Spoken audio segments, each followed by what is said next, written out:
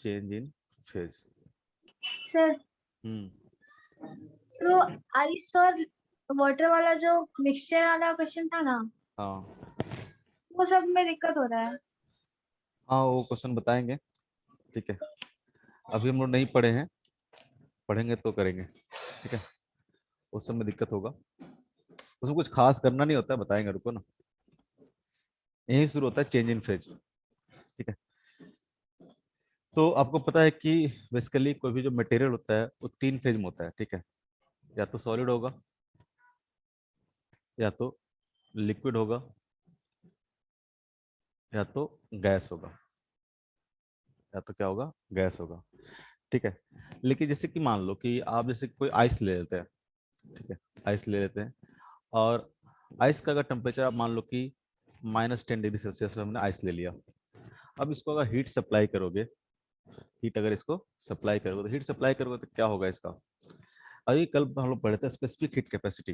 ठीक है, आपको पता है स्पेसिफिक हीट की इक्वल टू क्या होता है, तो M into C into delta T. ठीक है, अगर किसी भी सब्सटेंस का टेम्परेचर रेज करना तो अपने को हीट चाहिए होगा, हीट चाहिए होगा। अगर आप आइस को सप्लाई करोगे हीट, तो आइस का टेम्परेचर क्या करेगा, इंक्रीज करेगा।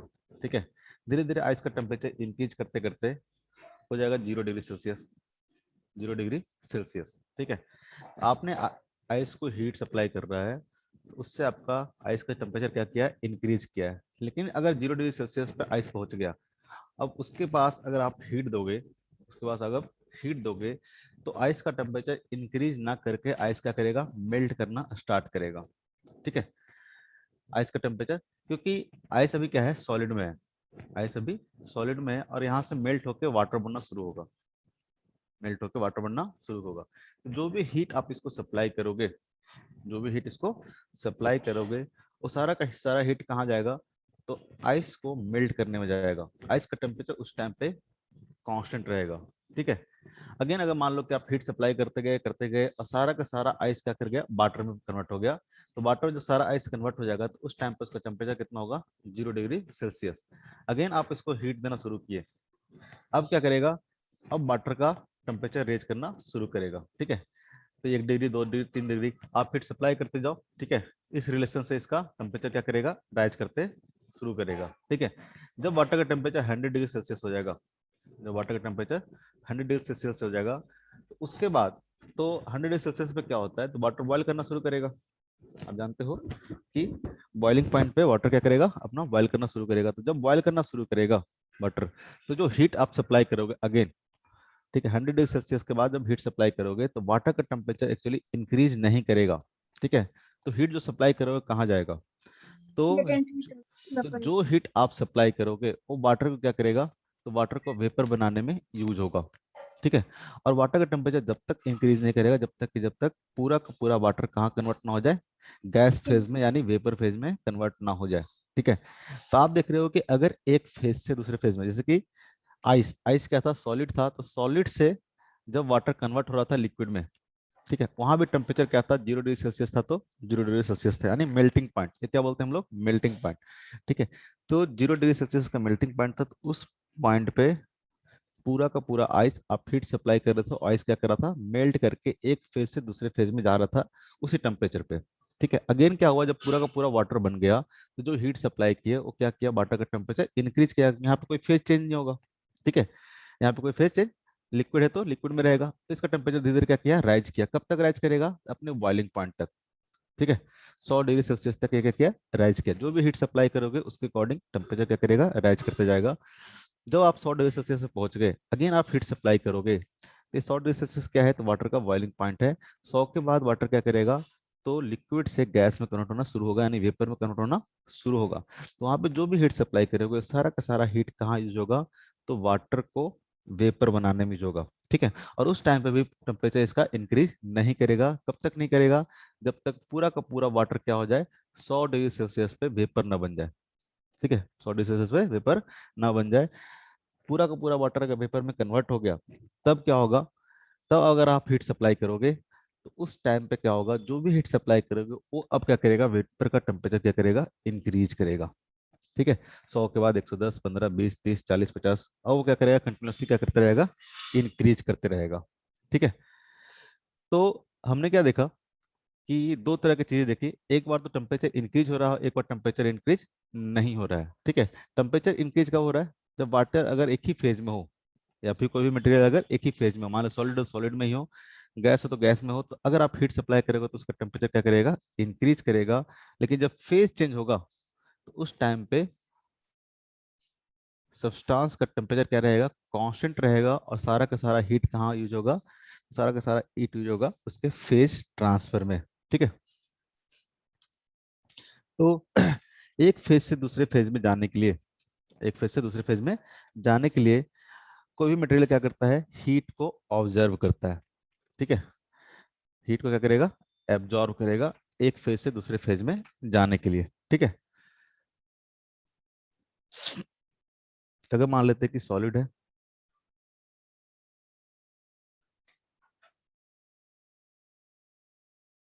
ठीक है, तो सॉलिड से मान लो कि लिक्विड हो रहा है, सॉलिड से मान लेते हैं कि उसी चीज को बता रहे हैं जो अभी बता चुके हैं, सॉलिड से लिक्विड हो रहा है। तो इस टाइम पे जो भी हीट टेम्परेचर आपने दिया होगा, हीट जो सप्लाई किया होगा, वो सारा का सारा हीट क्या होगा, मान लो किस पे है, boiling point, sorry melting point पे है। टेम्पी मतलब मेल्टिंग पॉइंट पे है। तो अगर मान लो सॉलिड अपने मेल्टिंग पॉइंट तक टेम्परेचर इंक्रीज कर चुका है, अब अगर आप हीट दोगे तो सारा का सारा हीट क्या होगा, तो इस सॉलिड को लिक्विड में कन्वर्ट करने में यूज होगा। इसको बोलते हैं हम लोग फ्यूजन। इस प्रोसेस को क्या बोलते हैं हम लोग, फ्यूजन। ठीक है, जैसे कि मान लो आइस है, ठीक है, आइस कन्वर्ट किस में हो रहा है, वाटर में। ठीक है, तो कहाँ पे आइस कन्वर्ट होगा, वाटर में, तो अपने मेल्टिंग पॉइंट पे आइस का करेगा, वाटर में कन्वर्ट होगा। ठीक है, तो जब आइस से वाटर बन रहा है तो उस प्रोसेस को क्या बोलेंगे हम लोग, फ्यूजन बोलेंगे। और यहाँ पर टेम्परेचर क्या रहेगा, कांस्टेंट रहेगा।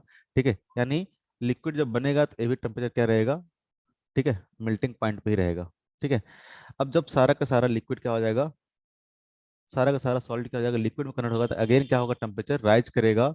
और मान लो कि ये लिक्विड पहुंच गया कहाँ पे, अपने बॉइलिंग पॉइंट पे, लिक्विड ही रहेगा।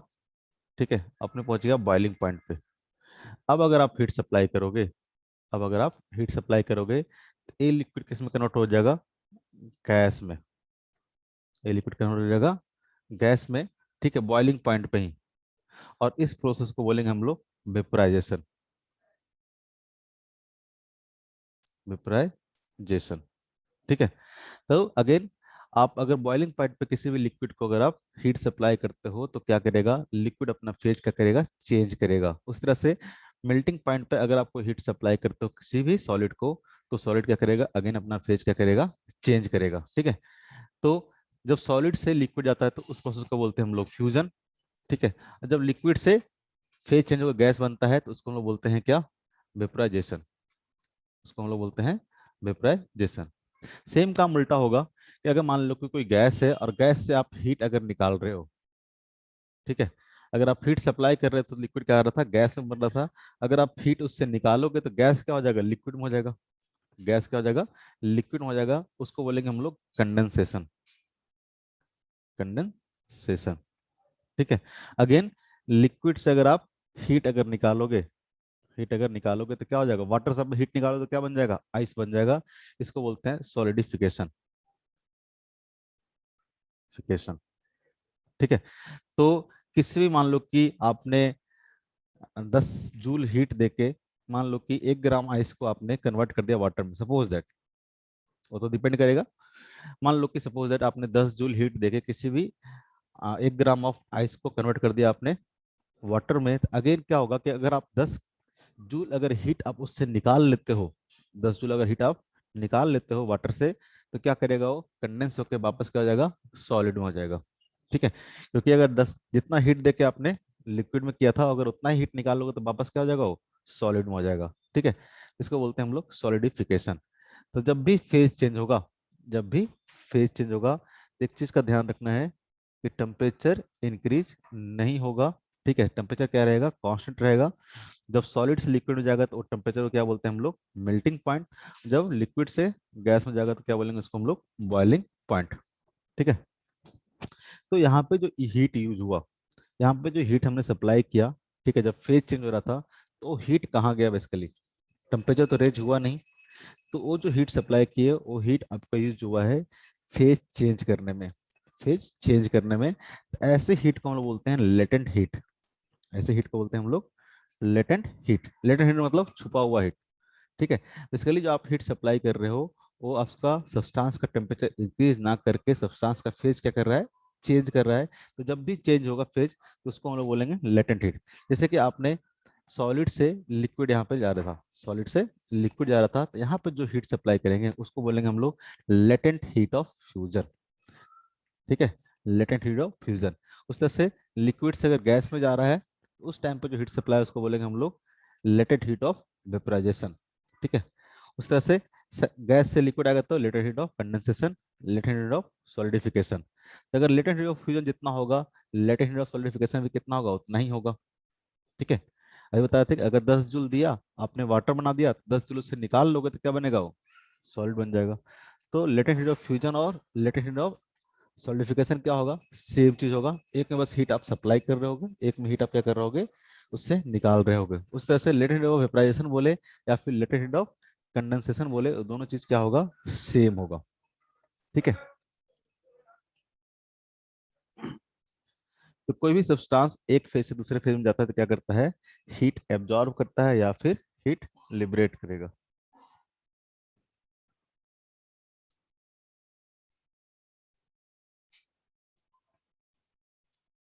हेलमेट नहीं है, अच्छा। एक फेज से अगर दूसरे फेज में जाएगा तो इसको मैं थोड़ा सा ग्राफ के फॉर्म में समझाने की कोशिश करता हूँ, ग्राफ ड्रॉ करता हूँ, ये चीज समझ जाओगे तो कहीं पे दिक्कत नहीं होगा।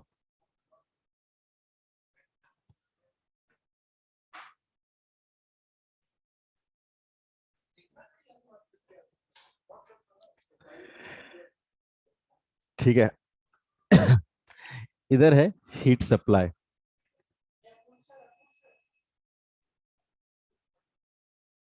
ठीक है, हीट सप्लाई या हीट इनपुट, और इधर है टेम्परेचर। डिग्री सेल्सियस में मान लेते हैं या फिर केल्विन मान ले, जैसे मान रहे हैं। अब मान लो कि आपके पास एक आइस था, कुछ अमाउंट ऑफ आइस था, ठीक है, जो कि -20 डिग्री सेल्सियस पे था, -20 डिग्री सेल्सियस पे था। ठीक है, आइस था। अब आप यहाँ पे हीट सप्लाई करना शुरू करोगे, हीट सप्लाई अगर आप करना शुरू करोगे तो क्या होगा, तो इसका टेम्परेचर राइज करना शुरू करेगा। ठीक है, -20 डिग्री सेल्सियस से इसका टेम्परेचर धीरे धीरे क्या करेगा, राइज करना शुरू करेगा। कब तक करेगा, तो जब तक 0 डिग्री सेल्सियस ना हो जाए। ठीक है, तो आप हीट सप्लाई कर रहे होगे आइस को। ठीक है, यहाँ मान लो आइस है, ठीक है, -20 डिग्री सेल्सियस पे। ठीक है, तो यहाँ पे जो भी हीट सप्लाई करोगे वो हीट कहाँ पे जाएगा, इसका टेम्परेचर रेज करने में जाएगा। ठीक है, और इस पूरे प्रोसेस में देखोगे तो आइस क्या रहेगा, आइस में रहेगा, आइस क्या रहेगा, आइसी में रहेगा। और यहाँ पे जो भी हीट सप्लाई हुआ है वो क्या होगा, तो इसका टेम्परेचर रेज करने में यूज होगा, जो कि कितना होगा, तो Q equal to M into C into delta T. M क्या है, तो mass of the ice. C क्या है, तो specific heat capacity of ice. ठीक है, अगर आइस का किसी भी सब्सटेंस का अगर हीट कैपेसिटी, आपको स्पेसिफिक हीट कैपेसिटी पता है तो आपको पता है कि Q इक्वल टू क्या होता है, एम सी डेल्टा टी। ठीक है, अब अगर मान लो कि हीट सप्लाई करते करते आप यहाँ पहुंच गए तो उसका टेम्परेचर कितना हो गया, 0 डिग्री सेल्सियस हो गया है। तो अब यहाँ पे जो हीट सप्लाई करोगे, आप कंटिन्यूसली क्या कर रहे हो, हीट सप्लाई कर रहे हो। ठीक है, आप हीट सप्लाई करते जाओ करते जाओ करते जाओ। ठीक है, आइस का टेम्परेचर इंक्रीज नहीं करेगा। क्यों नहीं करेगा, तो यहाँ पे आइस क्या हो रहा होगा, मेल्ट हो रहा होगा। ये आपका जो टेम्परेचर हो गया, ठीक है, ये टेम्परेचर आपका मेल्टिंग पॉइंट हो गया। मेल्टिंग पॉइंट पे आइस क्या करेगा, अपना फेज चेंज करना शुरू करेगा। और जैसे जैसे आप हीट सप्लाई करते जाओगे यहाँ पे आइस प्लस वाटर के फॉर्म में आपको रहेगा, कुछ आइस रहेगा, कुछ क्या रहेगा, वाटर रहेगा। ठीक है, यहाँ से जैसे आपने हीट सप्लाई किया, कुछ आइस क्या करेगा, वाटर में बन जाएगा, और हीट सप्लाई करते जाओ, धीरे धीरे आइस क्या होगा, वाटर में कन्वर्ट हो जाएगा। मान लेते हैं यहाँ पे इस पॉइंट पे पूरा का पूरा आइस क्या कर गया है, वाटर में कन्वर्ट हो गया है। ठीक है, अब अगर आप टेम्परेचर, अब अगर हीट आप सप्लाई करोगे, अब अगर हीट सप्लाई करोगे तो क्या करेगा, वाटर का टेम्परेचर इंक्रीज करना शुरू करेगा। वाटर का टेम्परेचर, यानी यहाँ पे देखोगे तो फेज क्या होगा, तो यहाँ पे फेज होगा वाटर, यानी लिक्विड फेज में होगा। ठीक है, क्योंकि इस टेम्परेचर तक, ठीक है, यहाँ तक आपने इतना हीट सप्लाई कर चुके हो कि पूरा का पूरा आइस क्या हो गया, वाटर में कन्वर्ट हो गया है। अब यहाँ से क्या करेगा, वाटर का टेम्परेचर इंक्रीज करना शुरू करेगा। तो यहाँ पे जो हीट सप्लाई होगा Q इक्वल टू क्या हो जाएगा, again M C into delta T, जहाँ पे C क्या होगा, specific heat capacity of water, specific heat capacity of water, जबकि ए सी क्या था, ये था specific heat capacity of ice. ठीक है, अब क्या होगा, धीरे धीरे टेम्परेचर बढ़ते जाएगा, बढ़ते जाएगा, बढ़ते जाएगा, कब तक बढ़ेगा टेम्परेचर, तो अपने बॉइलिंग पॉइंट तक बढ़ेगा, अपने बॉइलिंग पॉइंट तक बढ़ेगा। ये टेम्परेचर मान लो कि 100 डिग्री सेल्सियस हो गया। ठीक है, कौन सा टेम्परेचर, तो बॉइलिंग पॉइंट तक पहुंच गए। अब बॉइलिंग पॉइंट के बाद अगर आप हीट सप्लाई करोगे तो अगेन क्या होगा, तो यहाँ से वाटर क्या होगा, अपने गैस में बनना शुरू होगा, वेपर बनना शुरू होगा, लेकिन इसका टेम्परेचर रेज नहीं करेगा। ठीक है, टेम्परेचर क्या हो जाएगा, कांस्टेंट हो जाएगा। तो यहाँ पर अगर आप फेज देखोगे तो यहाँ पे फेज आपका वाटर प्लस क्या हो जाएगा, वेपर हो जाएगा। इस डायग्राम को समझ जाओगे तो सारा काम आपको आसान हो जाएगा। तो यहाँ पे देखोगे तो वाटर प्लस वेपर होगा। ठीक है, जैसे जैसे आप हीट सप्लाई करते जाओ, यहाँ पे सेम चीज है, जैसे जैसे आप यहाँ पे हीट सप्लाई कर रहे थे, आइस क्या हो रहा था, वाटर में कन्वर्ट हो रहा था। अगेन अगर यहाँ पे आप हीट सप्लाई कर रहे हो तो वाटर क्या हो रहा होगा, धीरे धीरे वेपर में कन्वर्ट हो रहा होगा।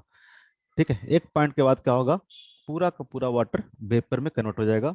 उसके बाद अगर आप हीट सप्लाई करोगे तो यहाँ से उस वेपर का टेम्परेचर राइज करना शुरू करेगा, वेपर का टेम्परेचर राइज करना शुरू करेगा। और यहाँ पे देखोगे तो पूरा का पूरा फेज क्या होगा, पूरा का पूरा वाटर क्या हो जाएगा, वेपर हो जाएगा, यानी स्टीम हो जाएगा। ठीक है, और यहाँ पे भी अगर आप जो हीट सप्लाई कर रहे हो वो क्या हो जाएगा आपको, Q equal to M C delta T. ठीक है, लेकिन यहाँ पे जो C होगा वो क्या होगा, तो होगा specific heat capacity of steam या फिर वेपर, दोनों अलग अलग चेक है। यहाँ पे सी क्या था, यहाँ पे specific heat capacity of ice था। ठीक है, यहाँ पे सी क्या है, specific heat capacity of water है। यहाँ पे क्या है, specific heat capacity of steam है। ठीक है, क्योंकि हर का अलग अलग होगा, हर का अलग अलग होगा, आइस का अलग होता है, वाटर का क्या होगा, अलग होगा, और स्टीम का क्या होगा, अलग होगा। ठीक है, तो लेकिन यहाँ पे तो हम लोग पढ़ चुके थे, स्पेसिफिक हीट कैपेसिटी पता हो तो इस तरह से टेम्परेचर राइज करता है। लेकिन इस केस में जब फेज चेंज हो रहा था, यहाँ पे क्या होगा, यहाँ पे फेज चेंज हो रहा होगा, यहाँ पे फेज क्या हो रहा है, चेंज हो रहा है। ठीक है, यहाँ भी फेज क्या हो रहा है, चेंज हो रहा है। दोनों केस में फेज क्या हो रहा है, चेंज हो रहा है। तो यहाँ जो आप हीट सप्लाई कर रहे हो, ये हीट कहाँ जाएगा, तो ये जाएगा latent heat of, latent heat of fusion. तो यहाँ पे जो हीट सप्लाई करेंगे वो ऐसा होता है कि मान लो कि latent heat of fusion of ice कितना है, एल एफ है। एल एफ क्या है, तो latent heat of fusion of ice. ठीक है, तो एल एफ इंटू क्या हो जाएगा, एम हो जाएगा, एल एफ इंटू एम हो जाएगा। ठीक है, जहाँ पे एल एफ क्या है अभी हम लोग डिस्कस करेंगे इसके बारे में। ये हमारा क्या है, लेटेंट हीट ऑफ फ्यूजन। कहने का मतलब क्या होता है कि 1 ग्राम ऑफ वाटर को, 1 gram of, sorry 1 gram of ice को वाटर में कन्वर्ट करने के लिए कितना हीट रिक्वायर्ड होगा, कितना हीट रिक्वायर्ड होगा, उसको हम लोग क्या बोलते हैं, लेटेंट हीट ऑफ फ्यूजन। ठीक है, amount of heat required to change the unit mass of solid into liquid. Unit mass of solid को लिक्विड में चेंज करने के लिए जितना हीट रिक्वायर्ड होगा उसको बोलेंगे हम लोग लेटेंट हीट ऑफ फ्यूजन। तो अगर मास मान लो कि एम ग्राम है, ठीक, तो क्या हो जाएगा, एल एफ इंटू एम हो जाएगा। कितना हीट रिक्वायर्ड होगा, एल एफ इंटू एम। ठीक है, तो यहाँ जो हीट सप्लाई होगा एल एफ इंटू एम, उस तरह से यहाँ जो हीट सप्लाई होगा, ठीक है, वो क्या हो जाएगा, तो लेटेंट हीट ऑफ, ठीक है, latent heat of vaporization into M. यहाँ पे जो भी हीट सप्लाई होगा, लेटेंट हीट ऑफ वेपराइजेशन कैसे हो जाएगा, तो ये भी क्या हो जाएगा, यूनिट मास ऑफ लिक्विड को यूनिट मास ऑफ लिक्विड को गैस में कन्वर्ट करने के लिए कितना हीट रिक्वायर्ड होगा। अगर 1 ग्राम को, अगर मान लो कि सपोज दैट 10 जूल की रिक्वायरमेंट होती है, तो 10 ग्राम को कितना हो जाएगा, तो 10 × 10 हो जाएगा, यानी latent heat of vaporization multiply by mass. जो भी हीट रिक्वायर्ड होगा यहाँ पे Q इक्वल टू क्या हो जाएगा, तो LF इंटू एम हो जाएगा। ठीक है, तो यहाँ पे हम लोग 2 टर्म पढ़े। ठीक है, 2 टर्म पढ़े, एक पढ़े हम लोग लेटेंट हीट ऑफ फ्यूजन, एक पढ़े हम लोग latent heat of vaporization. Same चीज होगा, आप जैसे जैसे उल्टा भी चलेगा ये चीज। ठीक है, आप मान लो कि यहाँ से हीट निकालना शुरू कर रहे हो। ठीक है, तो अगर मान लो कि कोई आपको वेपर मिल गया है, मान लेते हैं कि 150 डिग्री सेल्सियस पे वेपर मिल गया है, ये पॉइंट है, मान लो कि 150 डिग्री सेल्सियस। अब यहाँ से अगर हीट निकालना शुरू करोगे तो क्या होगा, पहले वेपर का टेम्परेचर क्या करेगा, डिक्रीज करेगा। अगेन डिक्रीज कैसे करेगा, तो Q equal to M C delta T के फॉर्म में करेगा। एम सी डेल्टा टी यहाँ पे बस क्या हो जाएगा, नेगेटिव हो जाएगा, तो हीट क्या आ जाएगा, नेगेटिव आ जाएगा। हीट नेगेटिव मतलब क्या हो जाएगा, तो आपने क्या कर रहा है, सिस्टम से हीट क्या कर रहे हो, ले रहे हो।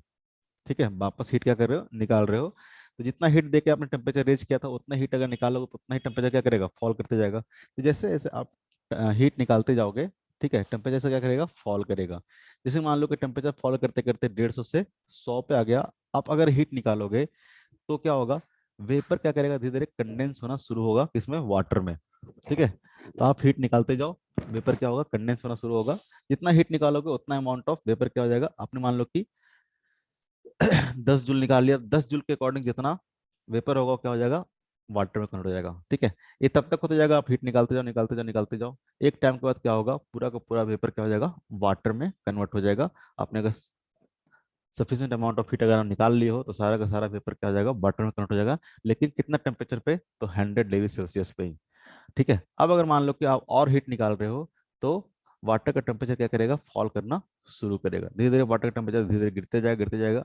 अगेन इसी रूल के थ्रू गिरेगा, Q equal to M C delta T. कितना टेम्परेचर फॉल करेगा, और डिपेंड करेगा कितना हीट आपने निकाला है, कितना हीट निकाला है। ठीक है, तो आप हीट निकालते जाओगे तो वाटर का टेम्परेचर फॉल होता जाएगा, फॉल होता जाएगा। हो सकता है 0 डिग्री आ जाए, आपने इतना हीट निकाल लिया कि वाटर का टेम्परेचर कितना हो गया, 0 हो गया। आप और हीट अगर आप निकालोगे तो यहाँ से वाटर क्या करेगा, तो कंडेंस होना शुरू होगा।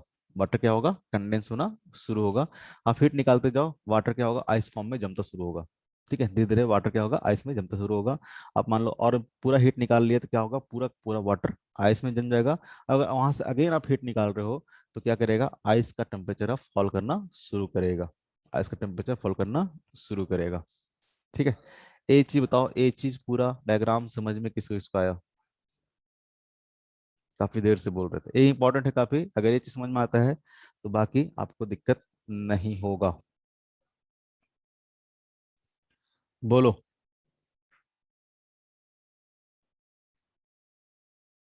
बोलो, खुशी, निभा,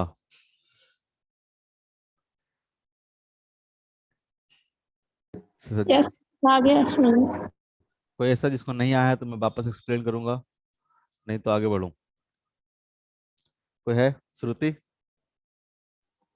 आ गया समझ में। ठीक है, इस डायग्राम को आप ध्यान रखोगे।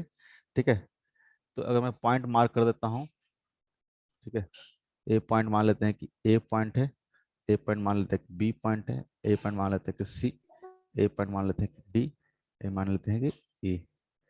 ठीक है, और ए पॉइंट मान लेते हैं कि एफ है।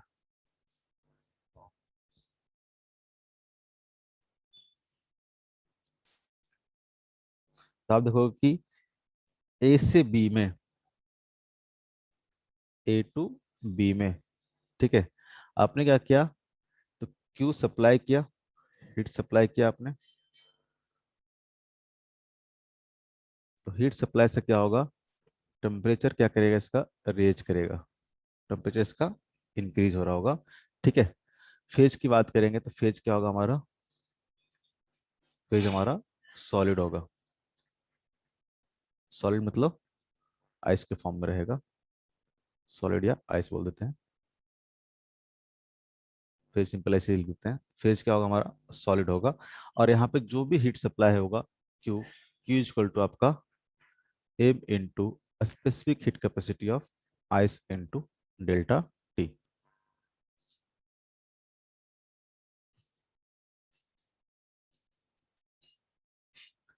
बी से सी देखोगे, बी टू सी देखोगे, तो बी टू सी क्या होगा, तो यहाँ पे जो भी हीट सप्लाई होगा कहाँ जाएगा आपका, वो सबके सिर्फ जाएगा आपका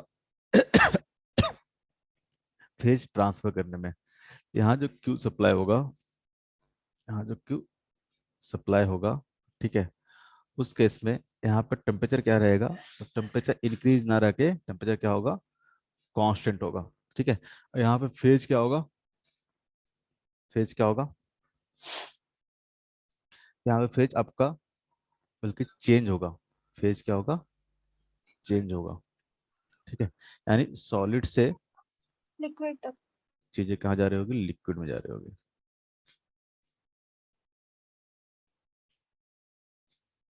ठीक है।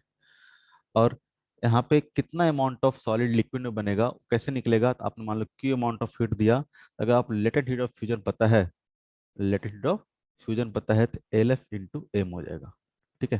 कि कितना अमाउंट ऑफ, आपने कितना हीट सप्लाई किया तो कितना आइस मेल्ट हो गया, कैसे निकलेगा, तो ये क्या हो जाएगा, amount of ice that is melt, कितना अमाउंट ऑफ आइस क्या हुआ, मेल्ट हुआ है, वो आपको ऐसे निकल जाएगा, ठीक है। यहाँ पे जो भी हीट सप्लाई होगा, heat supplied is used to change the phase of substance। जितना आप हीट सप्लाई करोगे सारा का सारा हीट कहाँ जाएगा, ये जाएगा आपके फेज चेंज करने में। और इस हीट को बोलते हैं हम लोग लेटेंट हीट। ऐसे क्या बोलेंगे इसको, इसको बोलेंगे हम लोग लेटेंट हीट। इस हीट को हम लोग बोलेंगे लेटेंट हीट, लेटेंट हीट।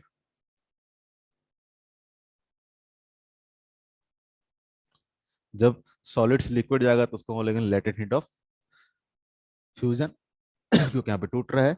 अगर लिक्विड से गैस में जाएगा तो उसको बोलेंगे लेटेंट हीट ऑफ वेपोराइजेशन, ठीक है। तो इसका लिए लेटेंट हीट क्या है, तो heat which is use to change the phase of the substance.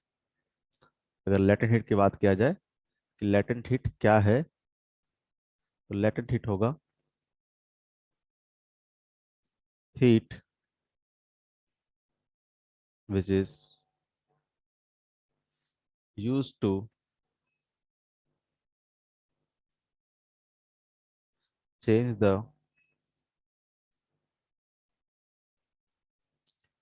phase of substance। और होगा कैसे, at constant temperature, at constant temperature. इस चीज में ऐसा ध्यान रखना कि जब भी फेज चेंज होगा तो क्या होगा, कांस्टेंट टेम्परेचर पे होगा, ठीक है। अगर सॉलिड से लिक्विड जा रहा है, यहाँ पे देखोगे तो चीजें क्या हो रही है, तो यहाँ से सॉलिड से चीजें कहाँ कन्वर्ट हो रही है, फेज कहाँ हो रहा है, लिक्विड में हो रहा है, ठीक है। सॉलिड फेज से लिक्विड फेज में जा रहा है। यहाँ पे जो हम लोग बोलेंगे इसको बोलेंगे, ठीक है, latent heat of fusion, latent heat of fusion, latent heat of fusion, ठीक है। तो लेटेंट हीट ऑफ फ्यूजन अगर डिफाइन करना तो कैसे डिफाइन करेंगे,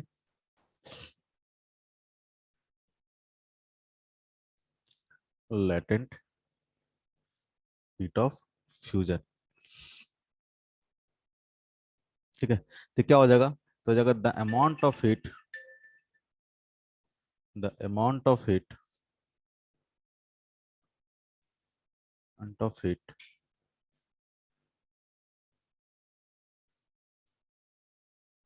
amount of heat required to change unit mass of unit mass of unit mass of substance, unit mass of solid into liquid at melting point, at melting point, यानी melting point पे, ठीक है, unit mass of solid का, melting point पे unit mass of solid का, ठीक है, liquid में चेंज करने के लिए जितना हीट रिक्वायर्ड होगा उसको क्या बोलेंगे हम लोग, लेटेंट हीट ऑफ फ्यूजन। ठीक है, मान ले आपने किसी सब्सटेंस को, ठीक है, इसका मास कितना है, एम है सॉलिड में, ठीक है, आपने क्या किया, इसको हीट सप्लाई किया, Q amount of heat supply किया, और यहाँ से, ठीक है, क्या हुआ, तो पूरा का पूरा क्या हो गया, लिक्विड में हो गया, पूरा का पूरा क्या हो गया, लिक्विड में हो गया, ठीक है, एक पूरा का पूरा लिक्विड में हो गया, ठीक है, मास तो कितना रहेगा, एम ही रहेगा, तो क्या होगा, तो यूनिट मास ऑफ सब्सटेंस को चेंज करने के लिए, ठीक है, जो हीट रिक्वायर्ड होगा उसको हम लोग बोलेंगे लेटेंट हीट ऑफ फ्यूजन। यहाँ पे क्या हुआ, तो क्यू अमाउंट ऑफ सब्सटेंस को, Q amount of, sorry, Q amount of heat हमने सप्लाई किया है और टोटल का टोटल मास क्या कर गया है, लिक्विड में बन गया है, तो यहाँ पे लेटेंट हीट ऑफ वेपोराइजेशन हम लोग बोल सकते हैं कि एल एफ इक्वल टू क्या होगा, तो heat supply per unit mass, क्योंकि यूनिट मास को चेंज करने के लिए जितना हीट रिक्वायर्ड होगा वो लेटेंट हीट ऑफ क्या होगा, फ्यूजन होगा। लेकिन यहाँ पे क्या है, क्यू अमाउंट ऑफ हीट अपने सप्लाई किया है, और एम, एम जो मास है, एम मास क्या हो गया है, लिक्विड में कन्वर्ट हो गया है, तो पर यूनिट मास कितना होगा हीट रिक्वायर्ड, तो क्यू बाई एम होगा। यहाँ से बोल सकते हैं कि क्यू इक्वल टू क्या हो जाएगा, Q equal to L F into क्या हो जाएगा, एम हो जाएगा। ठीक है, अगर इसका यूनिट की बात करेंगे तो यूनिट क्या हो जाएगा इसका, ठीक है, इसका यूनिट हो जाएगा जूल पर केजी, जूल पर केजी, ठीक है, या फिर सीएस में बात करें, सीएस में क्या आ जाएगा, कैलोरी पर ग्राम, ठीक है, कैलोरी पर ग्राम, ठीक है। यहाँ पे ध्यान रखेंगे कि आइस का जो लेटेंट हीट ऑफ फ्यूजन होता है, latent heat of fusion of ice जो होता है वो ऑलमोस्ट 80 कैलोरी पर ग्राम होता है, 80 कैलोरी पर ग्राम होता है। इसका मतलब क्या हुआ, इसका मतलब हुआ कि 1 ग्राम ऑफ आइस को, 1 ग्राम ऑफ आइस को, ठीक है, अगर आपने, ठीक है, 1 ग्राम ऑफ आइस लिया है, 1 ग्राम ऑफ आइस लिया है, तो अगर आप इसको 80 कैलोरी हीट प्रोवाइड करोगे तो ये पूरा का पूरा 1 ग्राम जो आइस है वो क्या कन्वर्ट हो जाएगा, 1 ग्राम ऑफ वाटर में कन्वर्ट हो जाएगा, 1 ग्राम ऑफ वाटर में कन्वर्ट हो जाएगा। ठीक है, तो लेटेंट हीट ऑफ फ्यूजन आपको समझ में आया कि यूनिट मास ऑफ सब्सटेंस को, ठीक है, सॉलिड से लिक्विड में कन्वर्ट करने के लिए कितना हीट रिक्वायर्ड होगा। ठीक है, जैसे कि यहाँ पे एग्जांपल लिए कि latent heat of fusion of ice कितना है, 80 कैलोरी पर ग्राम है, यानी 1 ग्राम को, 1 ग्राम आइस को, ठीक है, वाटर में कन्वर्ट करने के लिए आपको 80 कैलोरी हीट की रिक्वायरमेंट होगी। उस तरह से इसको हम लोग दूसरे यूनिट में, यानी ऐसा यूनिट में हम लोग ऐसे बोलते हैं कि इसका जो होगा ऑलमोस्ट 336, मल्टीप्लाई कर लेना कैलोरी से जूल में कैसे हो जाएगा, 336 किलो जूल पर केजी होता है, पर केजी होता है, ठीक है, यानी 1 केजी ऑफ आइस को, ठीक है, पर केजी है, इसका मतलब क्या होगा कि अगर ऐसा ही बात करेंगे तो 1 केजी ऑफ आइस को, 1 केजी ऑफ आइस को अगर आपको 1 केजी ऑफ वाटर बनाना है, ठीक है, 1 केजी ऑफ वाटर बनाना है, तो आपको almost 336 kilo joule of heat आपको रिक्वायर्ड होगा। यानी इतना जूल अगर आप इसको देते हो तो 1 केजी ऑफ आइस क्या हो जाएगा, आपको वाटर में कन्वर्ट हो जाएगा। ठीक है, yes sir.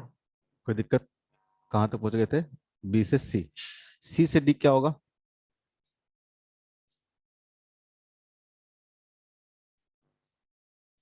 C to D, C to D क्या हो रहा है, अगेन जो आप हीट सप्लाई कर रहे हो, क्यों जो सप्लाई कर रहे हो, ठीक है, वो क्या करेगा, अगेन आपका टेम्परेचर क्या करेगा, राइज करेगा। बी टू सी में क्या होगा, temperature, sorry C to D में क्या होगा, टेम्परेचर राइज करेगा। सी टू डी कहाँ पे है, देखो यहाँ पे, सी सी डी में क्या होगा, तो सी सी डी में क्या होगा, टेम्परेचर रेज करेगा, जैसे यहाँ पे कर रहा था ए टू बी में, A to B में क्या हो रहा था, आइस क्या कर रहा था, टेम्परेचर रेज कर रहा था। यहाँ भी टेम्परेचर क्या करेगा, धीरे धीरे रेज करेगा। कहाँ तक रेज करेगा, तो मेल्टिंग पॉइंट से लेकर बॉइलिंग पॉइंट तक टेम्परेचर से क्या करते जाएगा, बढ़ते जाएगा। किस तरह से, Q equal to MC delta T से। ठीक है, यहाँ भी देखोगे तो यहाँ पे फेज कोई चेंज नहीं होगा। फेज कौन सा होगा, तो लिक्विड फेज होगा, यानी वाटर होगा। ठीक है, तो C से D बात करें तो यानी जो भी हीट सप्लाई करेंगे वो कहाँ जाएगा, तो हीट सप्लाई आपको टेम्परेचर रेज करने में होगा। और यहाँ पे जो फेज होगा, फेज क्या होगा, तो यहाँ पे फेज होगा आपका लिक्विड फेज होगा। पूरा का पूरा क्या रहेगा, लिक्विड फेज रहेगा। तो यहाँ पे जो हीट सप्लाई करोगे Q इक्वल टू क्या हो जाएगा, तो M into specific heat capacity of water into delta T। CW क्या है, तो है specific heat capacity of water, specific heat capacity of water. ठीक है,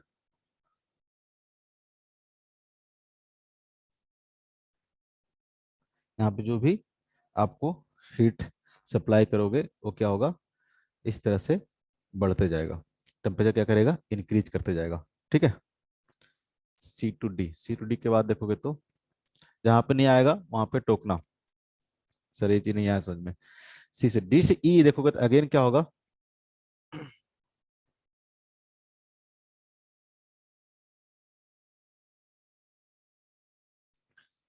D से E देखोगे तो D से E अगेन क्या होगा, तो सेम चीज होगा जैसे यहाँ पे हो रहा था D से E में। अब जो भी हीट सप्लाई करेंगे वो कहाँ जाएगा, सारा का सारा हीट जाएगा आपका। ठीक है,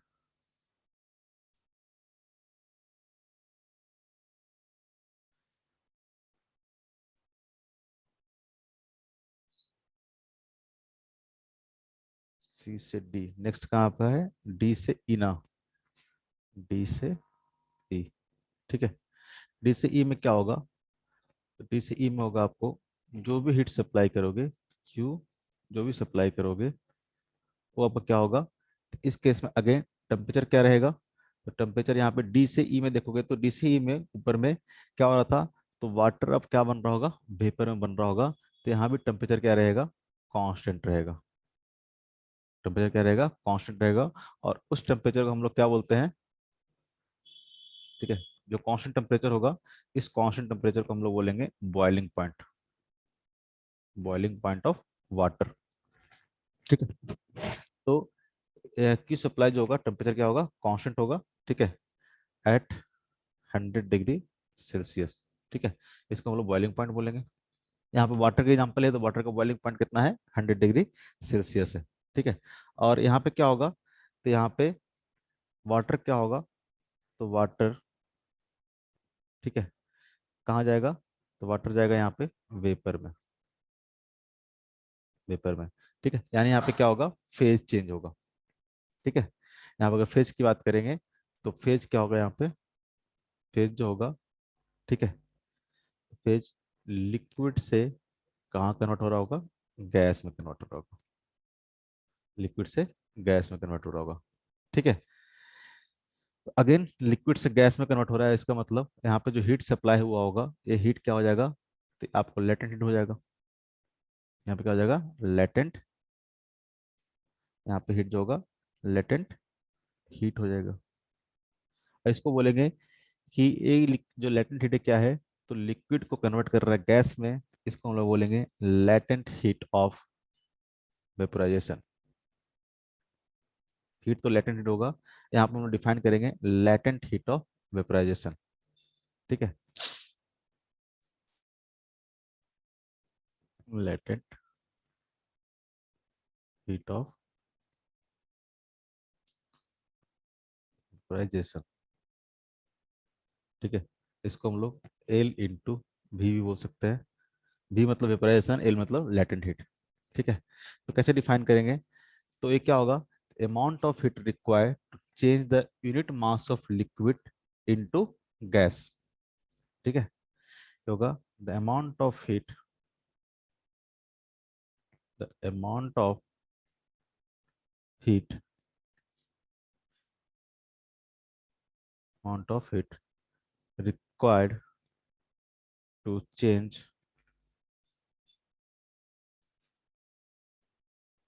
unit mass of, unit mass of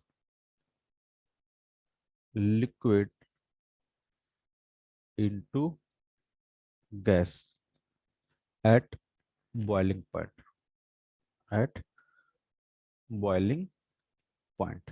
ठीक है, क्योंकि ये जो प्रेशर, ये जो चेंज होगा, फेज चेंज होगा किस पे होगा, तो बॉइलिंग पॉइंट पे होगा। ठीक है, यानी यहाँ पे जो हीट सप्लाई करेंगे क्यू, ठीक है, अगर मान लो कि आप एम अमाउंट ऑफ, ठीक है, मान लो कि एम एम के जी किसी का, मान लो कि कोई लिक्विड था या फिर वाटर था, ठीक है, और इसको आपने Q amount of heat supply करके ये पूरा का पूरा लिक्विड को आपने क्या कर दिया है, मान लो कि गैस में कर दिया है, वेपर में कर दिया है।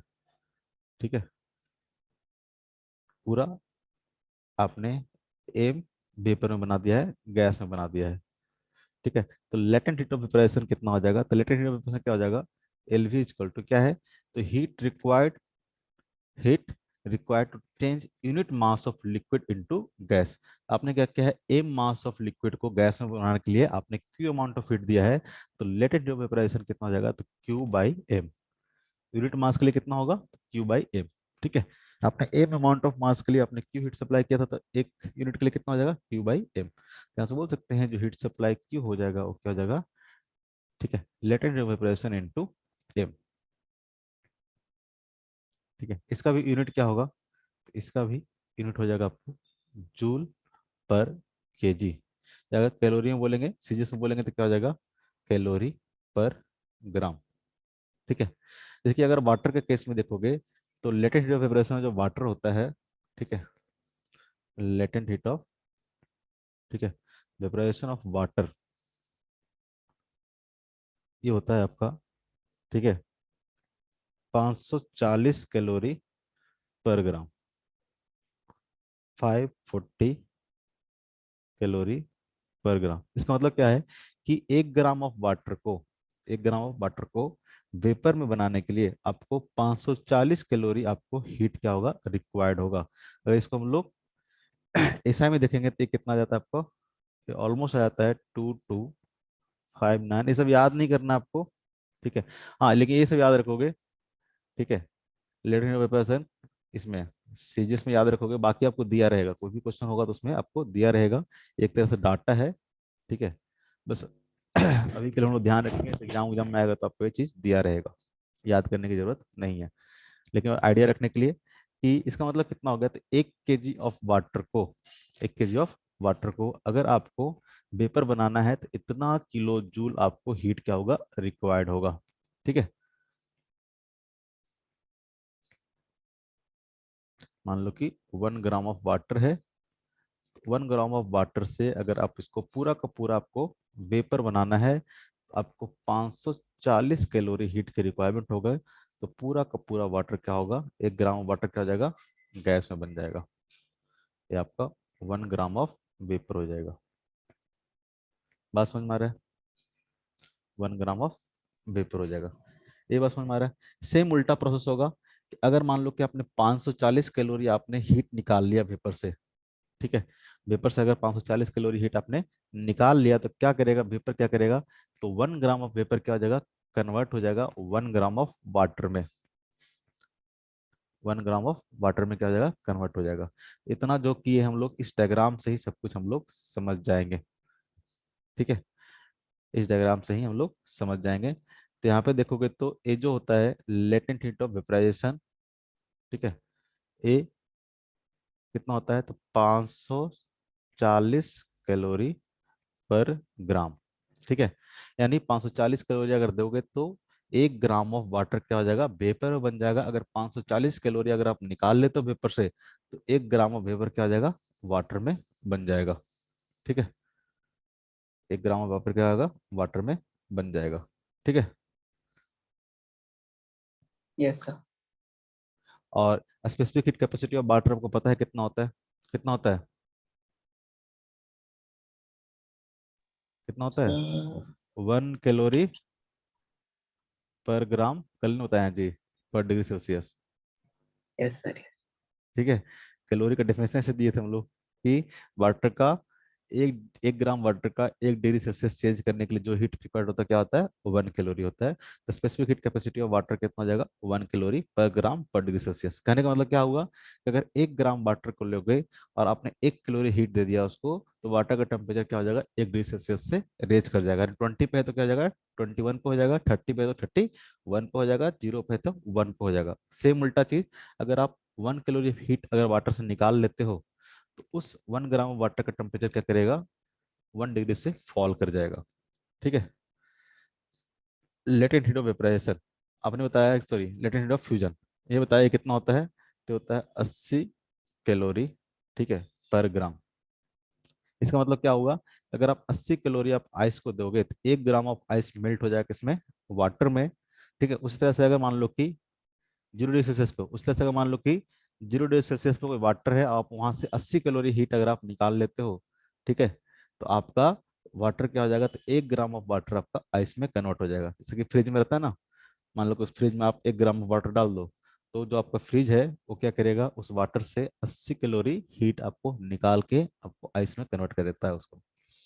ठीक है। Again, specific heat capacity of ice. ठीक है। Specific heat capacity of ice, ये क्या होगा, तो आइस का टेम्परेचर बढ़ाने के लिए, ठीक है, जितना हीट रिक्वायर्ड होगा क्या हो जाएगा, specific heat capacity of ice. ठीक है। यहाँ तक मैं बताओ, ये बहुत इंपॉर्टेंट था। अगर ये सब कुछ समझ में आ गया तो कैलोरीमेट्री में कहीं दिक्कत नहीं होगा। बताओ। सर अभी तो कोई दिक्कत नहीं। ठीक है, वेरी गुड। सर लैटेंट हाँ, हीट को हिडन किस सेंस में बोल रहे हैं? लेटेंट हीट को हिडन इस सेंस में बोलते हैं कि जो भी हीट यहाँ पे सप्लाई कर रहे हैं उसमें टेम्परेचर इंक्रीज नहीं हो रहा है। अगर आप मान लो कि आइस है, आप उसको आइस को आप टेम्परेचर दे रहे हो तो, सॉरी, आप हीट अगर दे रहे हो तो आइस का टेम्परेचर तो इंक्रीज कर नहीं रहा, तो हीट गया कहाँ। ठीक है। तो हीट तो बेसिकली फेज चेंज होने जा रहा है ना, टेम्परेचर तो रेज नहीं कर रहा था। टेम्परेचर रेज नहीं करने के कारण इसको क्या बोलते हैं कि हीट क्या हो रहा है, लेटेंट हीट है। मतलब बेसिकली जा तो रहा है लेकिन कोई टेम्परेचर रेज नहीं हो रहा। हम लोग क्या बोलते हैं, किसी बॉडी का अगर आप हीट सप्लाई करो तो बॉडी का टेम्परेचर क्या करना चाहिए, इंक्रीज करना चाहिए। यही मतलब होता है ना, कि जैसे कि हम यस बताते थे, हीट सप्लाई करोगे तो टेम्परेचर क्या करेगा, इंक्रीज करेगा। हीट निकालोगे तो टेम्परेचर क्या करेगा, फॉल करेगा। लेकिन यहाँ पे जो हीट सप्लाई हो रहा है टेम्परेचर तो इंक्रीज कर नहीं रहा ना, फॉल हो रहा है। ठीक है। तो हीट अगर सप्लाई या हीट निकाल रहे हो या सप्लाई कर रहे हो तो उस केस में आपका टेम्परेचर फॉल या इंक्रीज नहीं कर रहा। हेलो।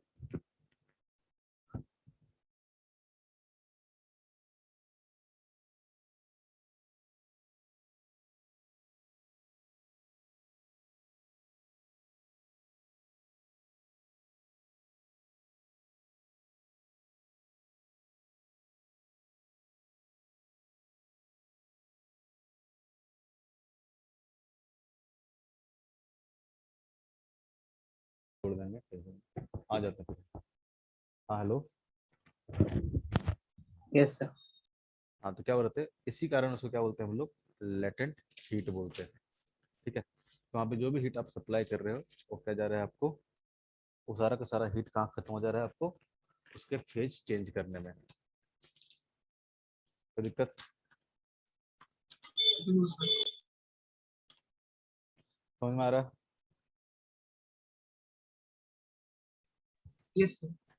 ये बहुत इंपॉर्टेंट है, अगर ये चीज आप समझ जाते हो तो आपको दिक्कत नहीं होगा। कैलोरीमेट्री में कैसा भी क्वेश्चन आएगा आप आराम से कर लोगे। ठीक है, आराम से आप कर लोगे।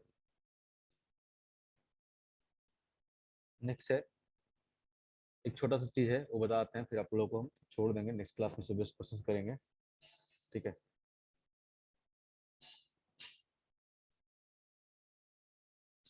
लॉ ऑफ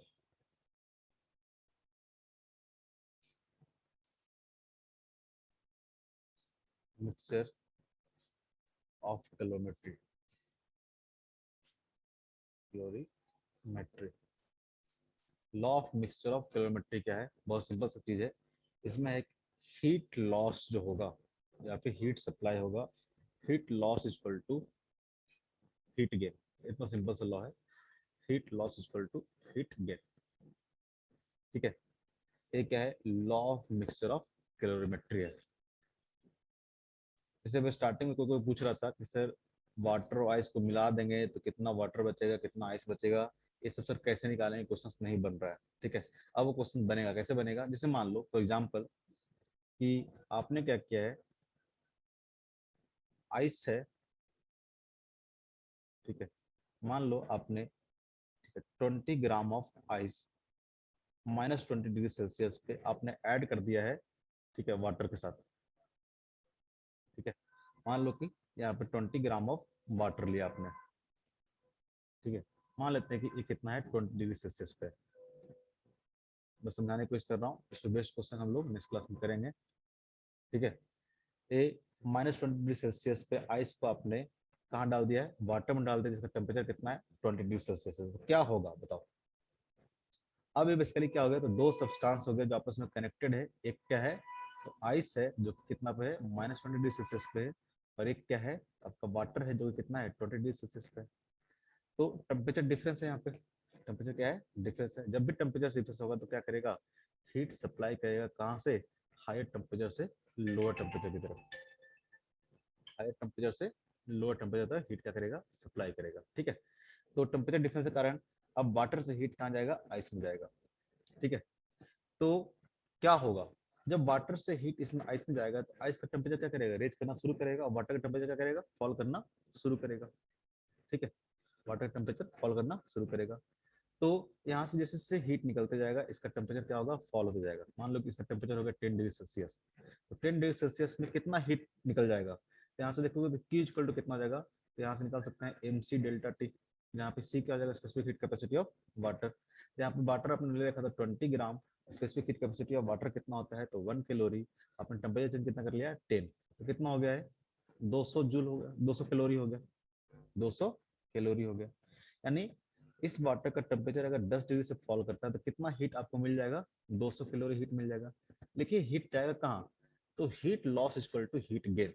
ठीक है, ये जो भी एक है, law of mixture of calorimetry है, यानी कैलोरीमेट्री में, ठीक है, जो भी हीट लॉस होगा कहीं ना कहीं गेन हुआ होगा। ठीक है, इसी से हीट अगर निकला होगा तो पूरा का पूरा हीट क्या होगा, इसको आइस को मिल गया होगा। ठीक है, यानी क्या होगा, तो इस आइस को आपको 200 कैलोरी हीट मिल गया, तो इस आइस का टेम्परेचर क्या करेगा, रेज करेगा।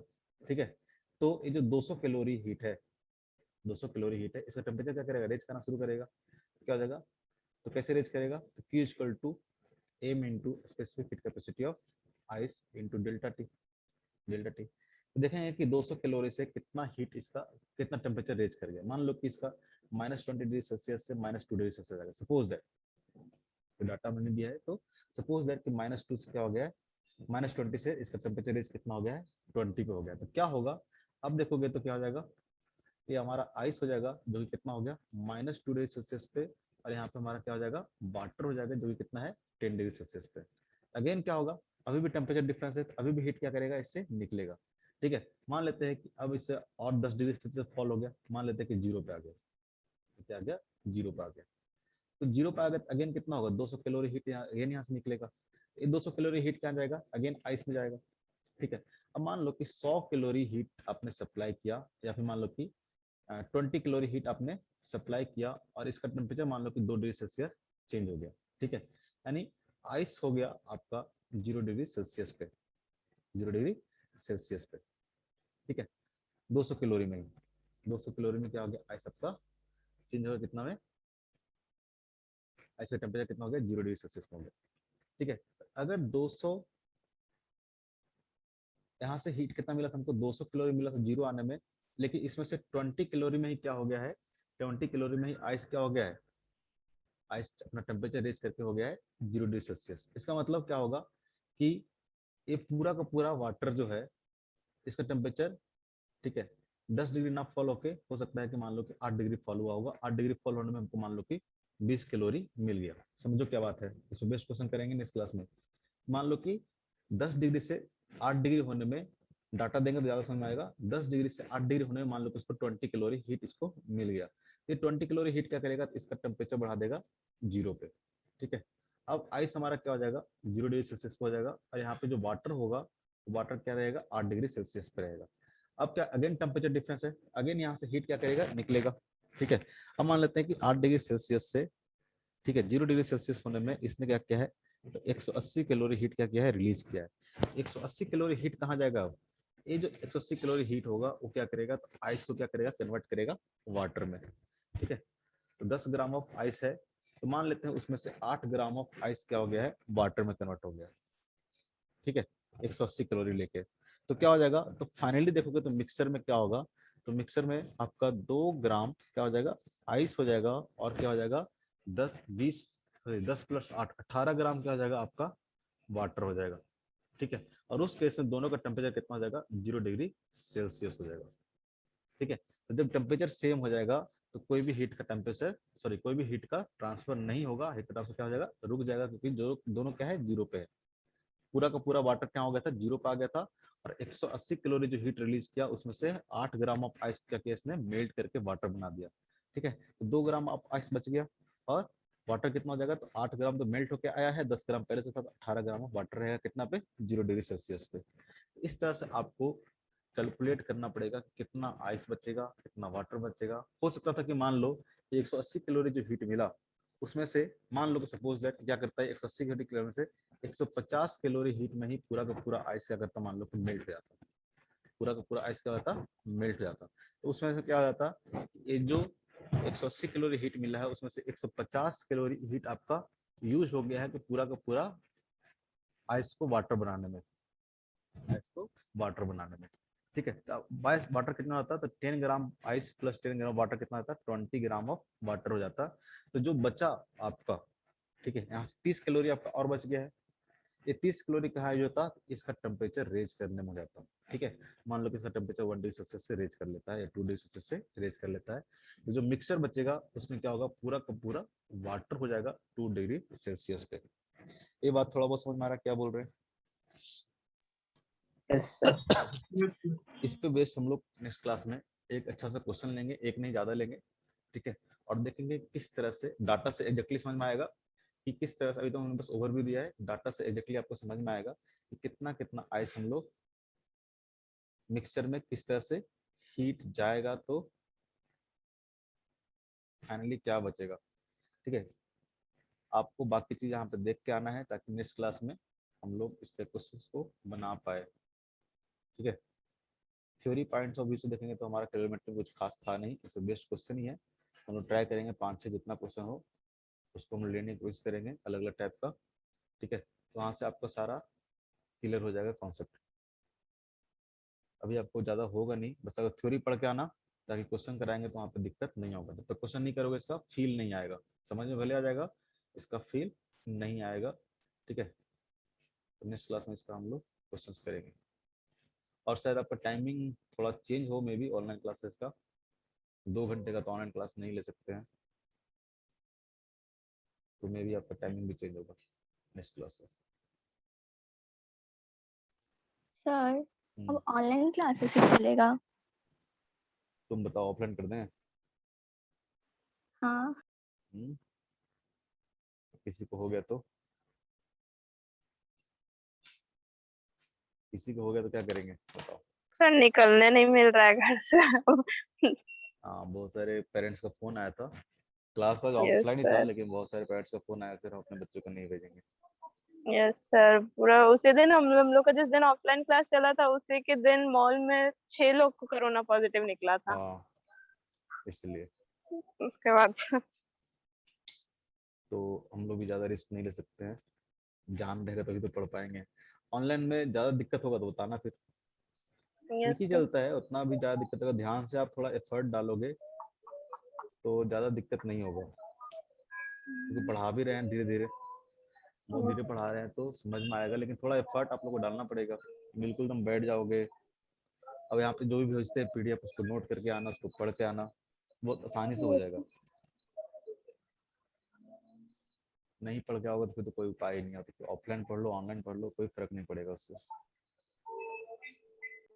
तो जितना पढ़ाते हैं उसको पढ़ो, उसके बेस्ड जितना भी क्वेश्चन होगा, मेरे पास अभी बुकलेट नहीं है तो देख लेंगे। और लास्ट वाला जो पीडीएफ है एक्चुअली किसी और सिस्टम में है, इसमें भेज नहीं पा रहा हूँ मैं। ठीक है, वो मैंने पैड पे लिया था, अब वो पैड जब आएगा तो भेज दूंगा। ठीक है, यस मेरे सिस्टम में है नहीं, चलिए मैं नेहा सर के आईपैड से ले रहा था क्लास उस दिन, नेहार सर से मिल नहीं रहा हूँ, तो बोल दूंगा नेहार सर को मैं भेजने के लिए, इसलिए मैं भेज नहीं पा रहा था। कई लोग मैसेज कर रहे थे, देखता हूँ अगर भेज पाया तो भेज दूंगा, पक्का भेज दूंगा। यस सर, आराम हो जाए, हम लोग कभी लिख ही लिए थे हम लोग।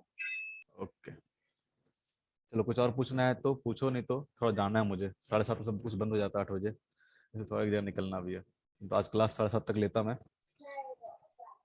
नेक्स्ट क्लास में थोड़ा देखना टाइमिंग जो भी रहेगा, टाइम पे आ जाना नेक्स्ट क्लास से, ठीक है, क्योंकि टाइम भी कम यस मिलेगा सर। हम लोग ऑनलाइन में, तो ट्राई करना कि जितना बजे टाइम रहता है उतना बजे आ जाए, ताकि टाइम वेस्ट ना हो। आप 3:30 से होता है तो लिंक भेजता हूँ मैं, 5 मिनट पहले लिंक भेज दूंगा, 25 में भेज दूंगा, जब भी क्लास होगा उससे 5 मिनट पहले भेज दूंगा। तो ट्राई करना कि जितना बजे क्लास शुरू होता है उतना बजे ज्वाइन कर लो, ताकि टाइम वेस्ट ना हो हमारा। 10 minute 12 yes minute sir. Late join करते हो तो दिक्कत हो जाता है, फिर पर डे 10 मिनट खा जाते हो। चलो ठीक है, और रेगुलर क्लास करो। थैंक यू ठीक है। सर।